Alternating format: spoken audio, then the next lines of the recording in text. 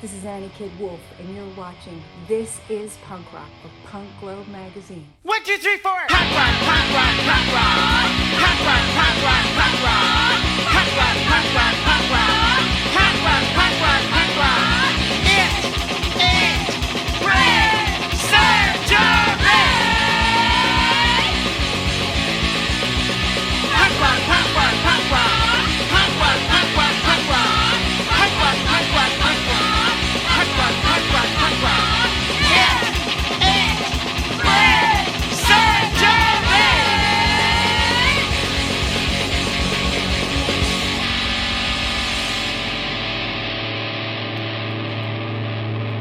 One, two, three, four.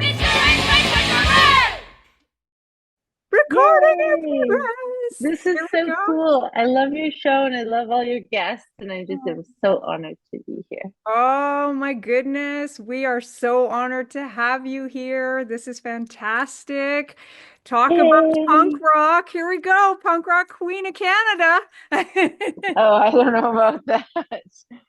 Grandma. Well, it's good. We almost look like bookends here. Blonde and I know, it's so neat. I know, it's fun. And I think that as time goes on, I'm on Facebook. And there's like a million accounts of me on Facebook. None of them are real. yeah. And I never post on it. The latest one is like my newest one, and I keep up with everyone on there. And I find that the older I get, the more important it is for me to feel this really weird sense of community in my Yeah, personal life that I'm craving. totally. Kind of like playing at the rickshaw, for example. So playing at the rickshaw for me is this very weird sense of community that I crave. That's a very personal thing. It has nothing to do with my professional life. And Right. I'm sure if you talk to, as you talk to like, uh, old school players, like Dita or Gail or any of the old school kids that talk about their hometown shows, Yeah. something about the hometown OG gig Mm. where there's a sense of community. That's this weird thing that they just need to be in a room with their OG crowd. They don't even have to like talk. But for me, it's this weird thing that I need very badly at this moment in my life. Yeah, it's crazy that, isn't it? Yeah, Like, that's a really cool to talk about too, because for yeah. me, that's really huge right now. Like it's about the Ah, times that we're in, but yeah. also, and what's really important, Oh, what is it's really important nuts. in life, Yeah, and it's nuts. seeing the craziness of the times, but also the stage of life that we're in, Ugh, and ugh. and It's hilarious. And getting older is funny because I find that now more than ever, I need to hang out with my Jack's team kids, which is nuts because we're all so old and gray.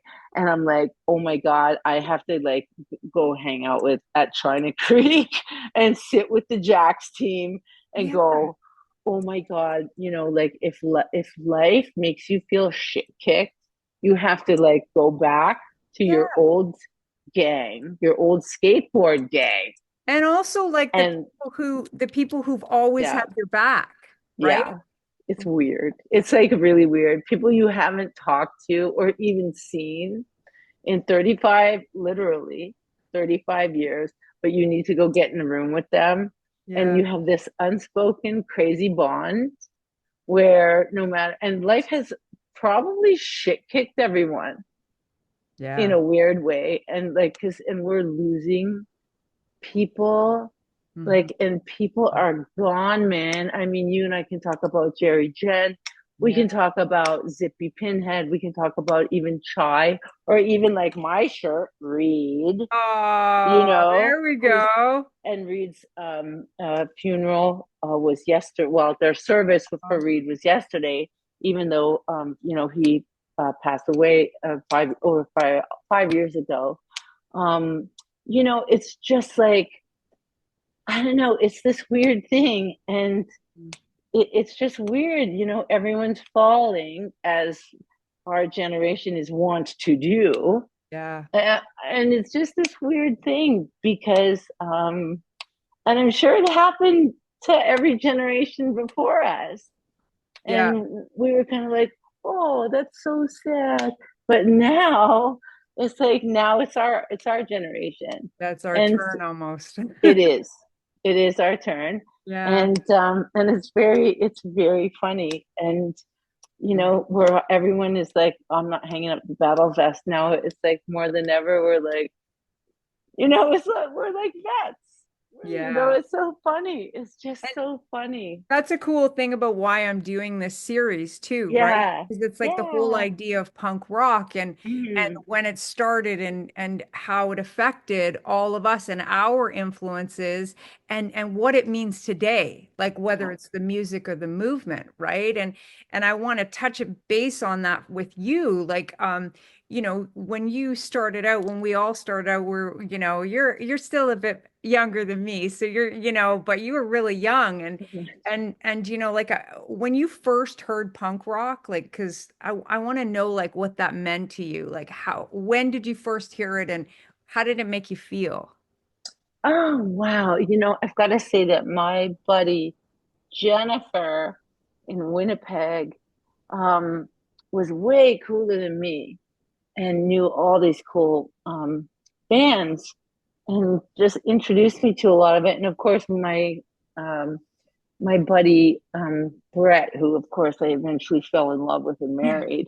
But it was like Brett and Kent, Jameson in Winnipeg. Kent was down at the Cauldron, probably doing sound and booking bands, and Mike Lambert and all those old cats in Winnipeg. They were just booking bands, and we would just go see these bands, and there were still the cover band scene that also did originals. And there was, I don't know, Chocolate Bunnies from Hell was a band in Winnipeg that did lots of covers, of course, but they did their own original songs too. And they were so funny because they were like kind of gothic. Um, but there were so many cool bands. We loved Ministry, of course. And they weren't, there weren't a lot of hardcore bands that we were into back then, per se, in Winnipeg, but we got into them as I got older and exposed to bands like that. But in the early years, I had friends that were, we were just like into going to the dance clubs, and so that's how we kind of got into Ministry and stuff like that, because they played in the dance clubs. Yeah. It was music like Ministry and stuff like that, and just a lot of like really dark, you know, wonderful gothic, like dark, like I call it vampire music, and it was just like really nice, and lots of stuff from the UK, and oh, that's hold on, that's Grace. Wait, that's a dog. A dog's gonna jump. Don't jump. She's Oh, jumping I from the know. chair. Mine is at She's my too feet right now. tiny. She's too tiny. You're so tiny. Yeah, Grace is gonna be 5 soon. I'm Oh, just gonna she's so put cute. her down. There's a lot of little dogs here Oh, in the daytime. But and I never considered myself a punk. Uh, really, not like all my buddies with their shaved heads and whatnot. I just never felt like I was a real punk because I just liked too many genres of music, and all the true punks that were into like hardcore were like, oh, oi, oi, you're not a punk. You can't be a punk if you like anything else.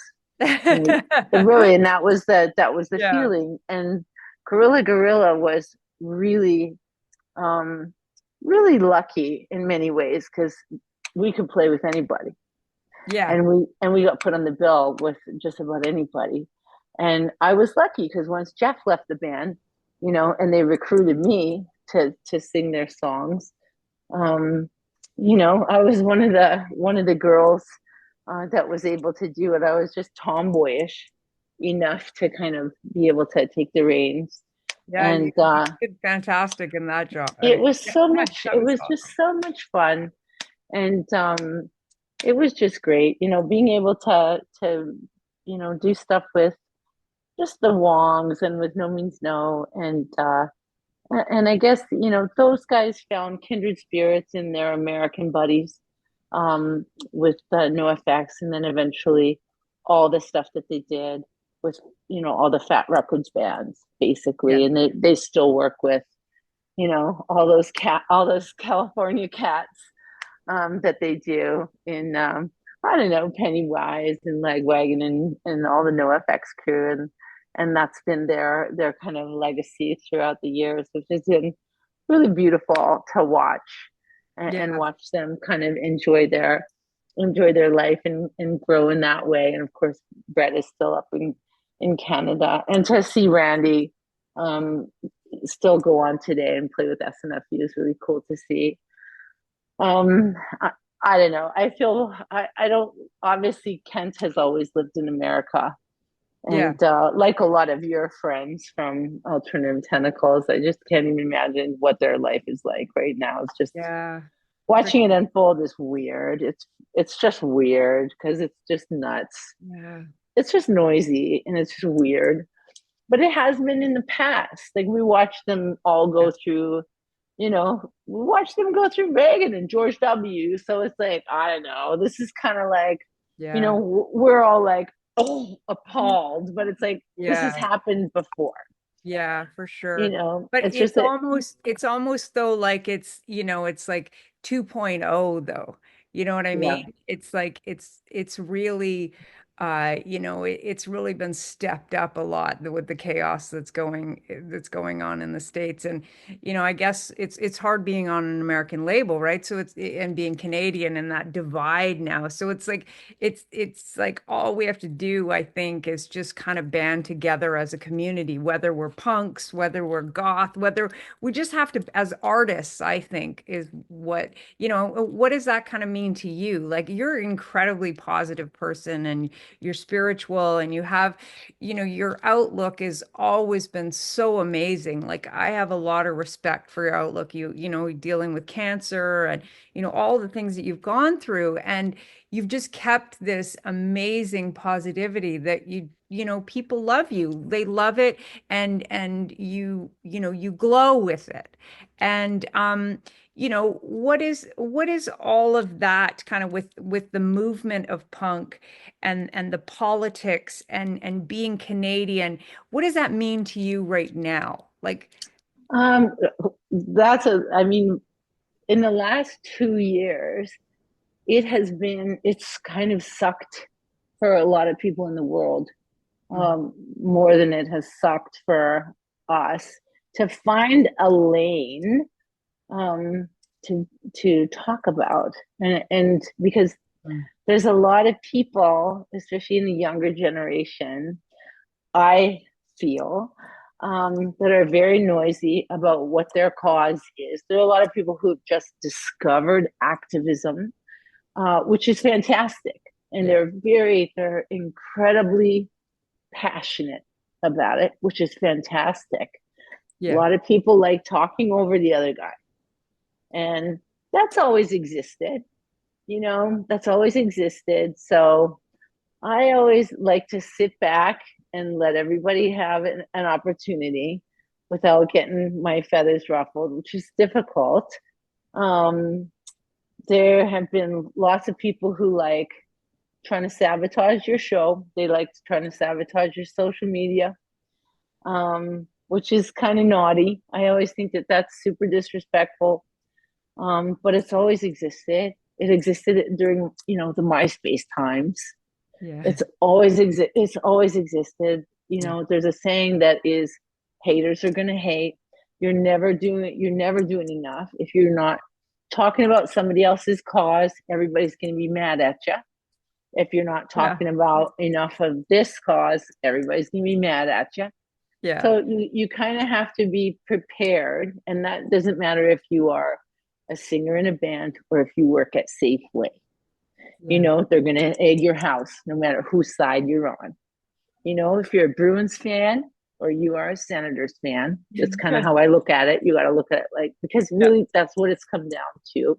Hmm. And so that is the war in the Middle East. And that is also politics over here in the West. It's people are going to pick their thing that they're into and they're going to give you the raspberries about it. And I always kind of have to not get caught up in it because I always think, okay, they don't know who I donate money to, Yeah. and it's none of their business. If you tell them about it, they're going to say, "Oh, you're performative," and if you don't tell them about it, they're going to Yeah. say you're not doing enough. So you can't win no matter what you do. So I tend not to get real riled up about it. Yeah. Um, I kind of, it's hard not to be defensive. It's hard not to say, well, yes, I did. I did this and I did that. And it's very difficult not to fall into that habit. Um, I kind of feel like I've always liked trying to support the underdog. I feel like everybody's real excited about what the popular causes are because they feel like that their cause is the most important. While they're busy talking about that, I always kind of sit there and go, I don't hear anybody talking about the Congo. Okay. I don't hear those same people that are busy talking about this. I still don't hear enough support in Canada for missing uh, Indigenous women, murdered Indigenous women. And at the end of the day, um, I don't hear enough noise about disability poverty. So I kind of don't pay attention to all the people shouting because I really think that their heads are up their asses. Because really and truly, Great they're, statement. Great well, statement. they're, No, they're I just, love that because it's true. It's 100%. I think you're on it so much because people will just jump on bandwagons. They will put people down for whatever reason, like you say, hate yeah. and people are jealous or they're whatever the case is, and it's like we just you seem to just let that roll off your back, which I love that, and I love the fact that you just you know switch focus and just you're there, no matter what it is, you're showing people something, and you're doing, you're still doing it. You're like me. You're pushing. I love it, and have a lot of respect for that. I just have to tell you. Oh, thank you. But I just think I still feel no matter what we're doing, and Joe Keathley, really and truly, I always believe in, at the end of the day, he's always right. Right. Talk without action is zero. And that's 100% right. And at the end of the day, that's the truth. I think these times that we're living in are just, it's not that it's insane times, it's nonsense. Like it's just nonsense. The whole, everything that's going on with the American politics right now is just absolutely kind of outrageous. Yeah. It's outrageous to the point where we have to just, it's incredible. Like it's absolutely incredible. It's theater. It's just Yeah. outrage. It's absolute theater. And it's hard not to get distracted. I've never owned a television. The only time I ever own a television is when I, accidentally trip and get married, which I keep doing. And these guys keep bringing a television into my home when they come, and when they get out, then the television goes. So every time I am not married, there's never a television in my house. So all the dogs that I have and my girlfriends and I, we never have television. So I don't have a television I currently. So don't I don't watch TV. But when I come here, where I am, right now to Coco and Georgie's, or when I'm at my manager's house, or there's television there, or when we're in hotels, there's television. So I see these television channels, and it's all, if you watch American television, it's all about their president or the presidential race last fall or whatever it is. And it's theater, man. It's crazy. When my brutal. it's nuts and it's hilarious. You have to just kind of go, this is appalling. Um, so I kind of tend not to watch a lot of television. I like reading the news. I tend to try and find unbiased news. So I tend to try and get news from Europe and stuff, but I don't know. It's hard to avoid for sure. So Yeah. I like listening to music, reading books. I like reading stuff about animals.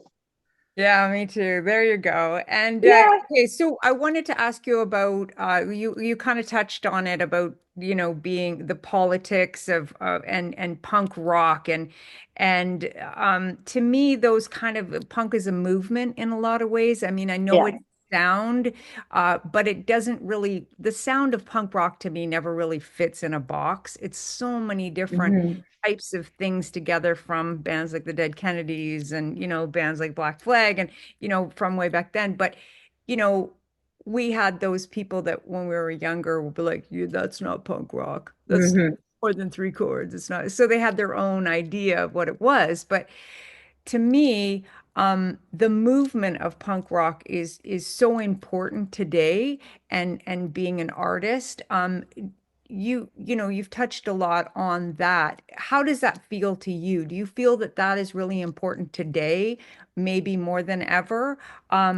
Or is it still the same? Is it still a movement and is it still political and is it still important, the same? I don't know if that makes sense. It does make sense. It totally makes sense. And I think that the great thing about it was when we were young, and today it's probably more important than ever. Um, when we went to shows, especially because we felt helpless, we really did. We felt helpless at that time. And we needed to have an outlet. We had the mosh pit. It wasn't violent. It was like, man, it was great. It was like a place to, really blow off our steam. But again, like we were talking about, it was a sense of community that we had. And I'm not sure if kids today have that. Maybe they do have that for example, perhaps they do feel that sense of community and connection at their little Swifty concerts. Maybe they do. Maybe they do because maybe those lyrics for them are empowering. Maybe those lyrics and that sense of, mutuality that they feel in the audience with those strangers, they feel connected and they have that sense of, mutuality and community. And that makes them feel, really gladdened. And when they're together, they may not have met previously. And for us, that's what we felt like when we went to shows. It's easy for us in Canada because the population is small, and it was back then in Winnipeg. It was small. We'd go to a show, we knew everybody at this in the scene, and even across the country, we knew everybody in the scene. And for us to go to a show, um, man, it was just like that great sense of Yeah. community and connection. There was nothing like it. And I am very romantic when I think about it. I'm very nostalgic about it now, today. And even back then, and even now, more so, Mhm. more so. And we look at these acts now that are touring and doing their anniversary tours. Hell yeah, we all go to these shows. It's hilarious. Yeah. Um, and even me playing these shows, I was um, going to you say that. know, I was going to ask you about playing them now. I am a suckhole. I am an absolute suckhole. And I can't even blame it on menopause because after, the tit cancer I had when I was 36. So they took my plumbing out, when I was 36. So I've been in menopause like almost, yeah, I'm an old bitch. So I've been in menopause almost 20 fucking years by now. So I can't even blame menopause. I've been in it too long, so it's not like, oh, I'm in You're such menopause. a I, punk I rocker. cry. So I'm like, I've been crying a long time. Menopause is great. You don't get to rag anymore. This is fantastic. Yeah. Have fun. So I cry all the time. And I get so nostalgic and I romanticize everything and I see, my own age girls and guys in the audience, and everyone's so proud. They whip out the battle vest. It's Friday.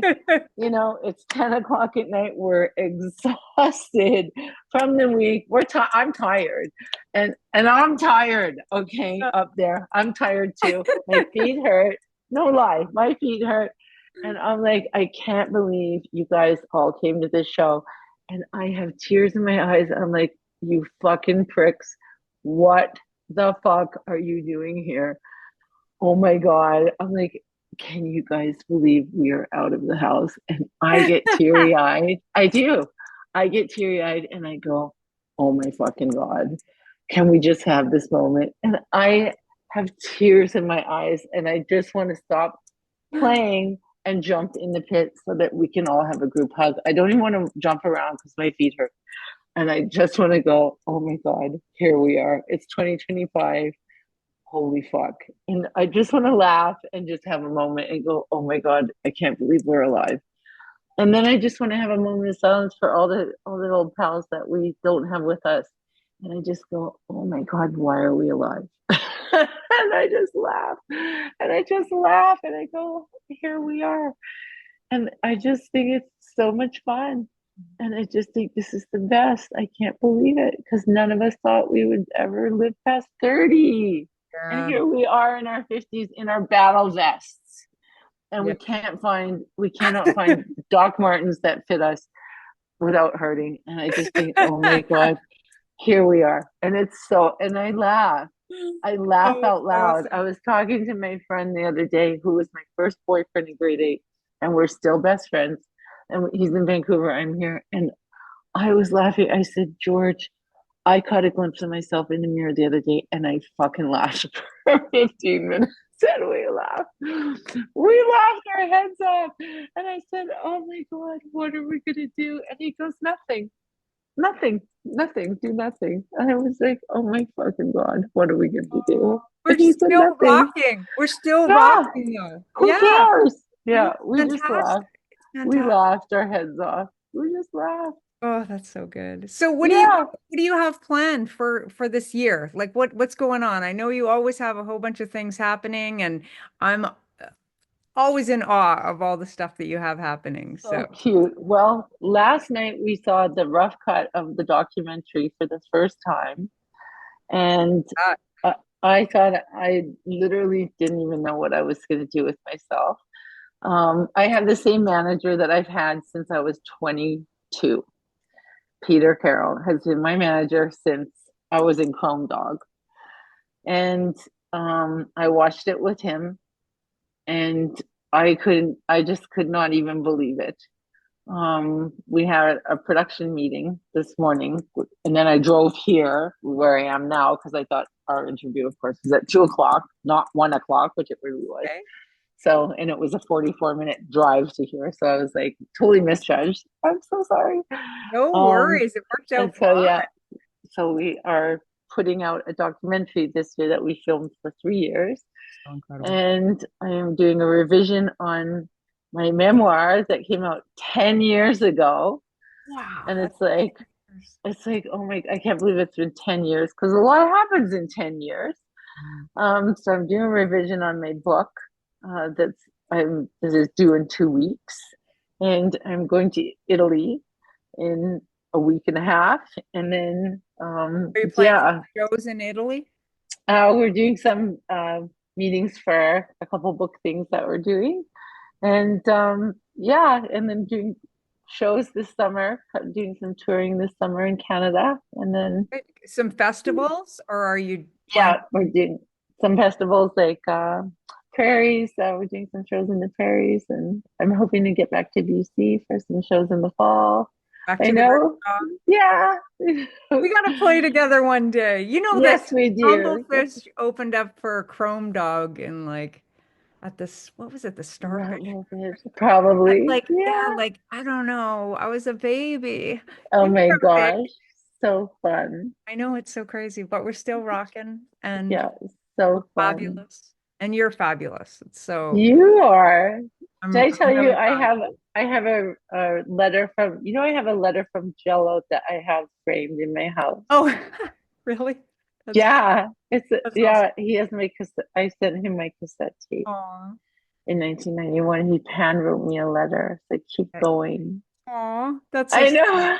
I know. awesome. I'll find a picture. It's in a box because I'm moving, but I'll find a picture of it when I That's unpack really, it. Yeah, oh, it's framed. that's so great. It's Yeah, so nice to see you. And yeah. you're doing so well and you're still as incredibly beautiful as ever. So, Bless your heart.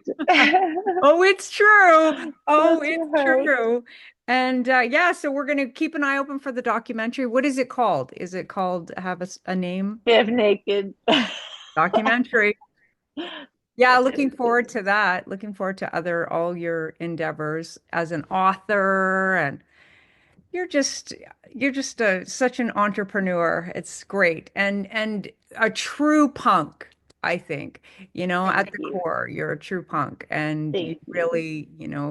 you really embody that word and thank you so much for being on this and say hi to Ginger. Wave to Ginger Hi, Coyote. Ginger. Yeah. She's happy about this interview, so this is so Awesome. Me fantastic. too. Me too. Yes, well, we'll be seeing you soon, definitely in the summer. People keep your eye open for anything that Biff is doing and support, support, support. And Thank you. yes, for sure. I'm always supporting you and rooting for you on the sidelines. Thank you. Same here. Okay, well, have a wonderful day and thank you so much for being here. Thank you, and Okay, bye, honey. bye. Yeah.